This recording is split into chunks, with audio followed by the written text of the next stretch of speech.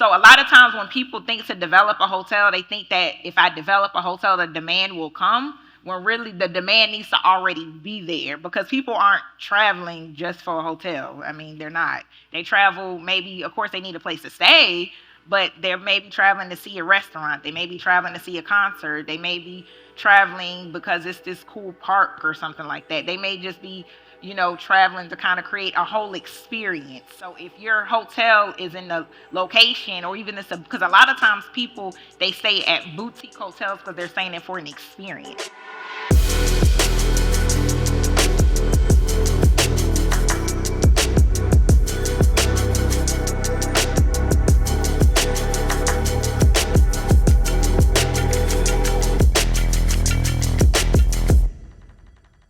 You're about to listen to the best of TSP. This is a collection of content from workshops and conferences that we've done over the years because we want to help you grow and expand your business. So do me a favor, lean in, pay attention, and listen now. I was raised first. Hey. Hi. Thank you for the presentation. Do you often in your search look for distressed hotel properties, or you stick strictly to the brands that you identified before? Because there's a distressed hotel that has a water park in our neighborhood. Mm-hmm. I was thinking about taking a look at it, so I just wanted to know, do you look at this, those hotels that closed down that may have? Okay. Yeah, I love those. Yeah, because I want to buy low and sell high. And it's all about location. So the three things that makes a hotel successful is the location, brand, and the operator. So if you can do something where you see the opportunity where the hotel can, you want the demand to already be there and not the hotel to bring the demand. That's probably why it closed down. Well, they didn't make it through COVID either. Yeah, that too. But when I look for the search on LoopNet, it wasn't there. Is there another way to search for it to find more information? So look at, let me see if I could pull this up. Look at Acquire, look at 10X, and look at Crexy. Look at those websites. And then you may have to, another thing that you can do, you can actually call the city, whatever that hotel is, call the city and see what's going on with it. So talk to the economic development department, because every municipality has one, and ask them. You just have to do a lot of research and just ask them to see what's going on with that property, because then they may be able to give you some information as far as if they're with a particular bank, if it's in a land bank or anything. So I would reach out to the local municipality and get the economic development. All right, thank you, Davonne. Next, we're gonna go up to Tim. And guys, make sure TSP style you introduce yourself and let us know what you do. Hello, Tim Lewis, co-founder. Oh, let me take this off. Tim Lewis, co-founder and COO of Curlmix. I had a question. Thank you. I had a question actually about crowdfunding for hotels.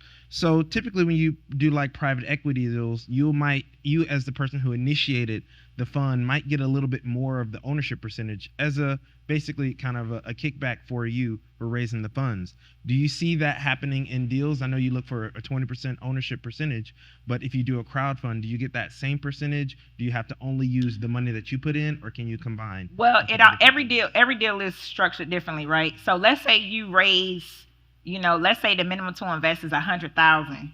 And you crowdfund at $100,000. Depending on how you structure it, you may just be considered a limited partner, but you may be a general partner for that particular crowdfunding entity.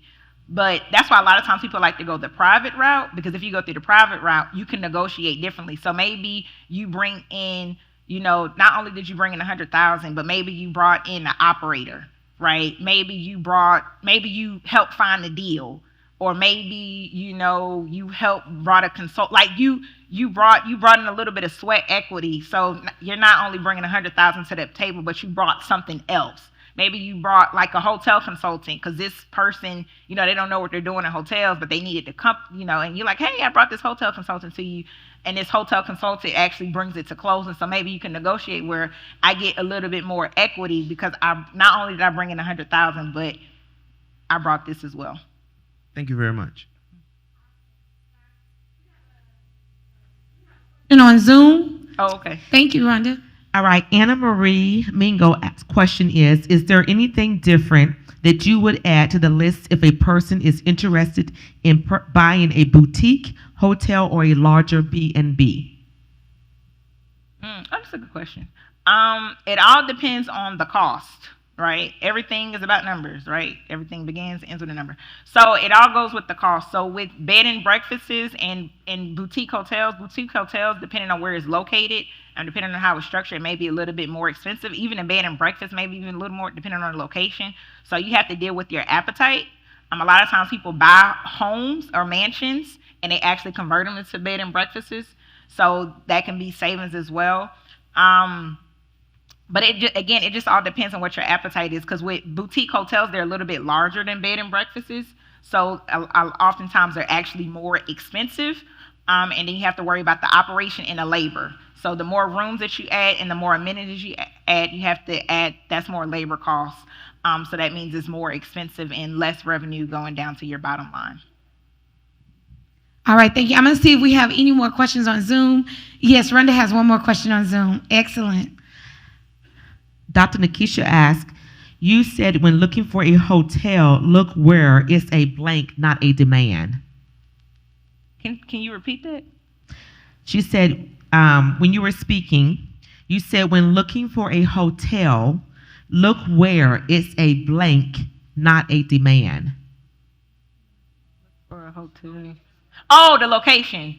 Yeah, sorry. Yeah, look for when you're looking for a hotel, location is everything. That's just real estate 101. So when you're looking for a hotel, look at the location. Oh, I know what you were talking about. So a lot of times when people think to develop a hotel, they think that if I develop a hotel, the demand will come, when really the demand needs to already be there, because people aren't traveling just for a hotel. I mean, they're not. They travel, maybe, of course, they need a place to stay, but they're maybe traveling to see a restaurant. They may be traveling to see a concert. They may be traveling because it's this cool park or something like that. They may just be, traveling to kind of create a whole experience. So if your hotel is in the location, or even because a lot of times people, they stay at boutique hotels because they're staying there for an experience. Like, y'all didn't all travel here to stay at the Westin in Buckhead. Like, y'all traveled here because of TSP. Right? And then this location is in Buckhead. You have the mall, you have shops, you have all these cool restaurants. I just named so many different demand generators. And another thing to think about, again, COVID is probably one of the biggest learning lessons. You can't just depend on one demand generator, right? The hotels that performed well, they were, near, beaches. They offered, different amenities where you can park it. I mean, all these different things that you can do where they just didn't depend on just one demand generator. Thanks for listening to another episode of the Traffic Sales and Profit Show. Hey, do me a favor. If you enjoyed what you heard today, subscribe and follow us on this platform right now to make sure you do not miss a beat as we drop new episodes and additional content every single week. Also, if you'd like to get access to a free paperback copy of my book, access to the TSP Traffic Sales and Profit free Facebook group, our challenges, resources, our events, and more, make sure you visit us at www.trafficsalesandprofit.com/podcast.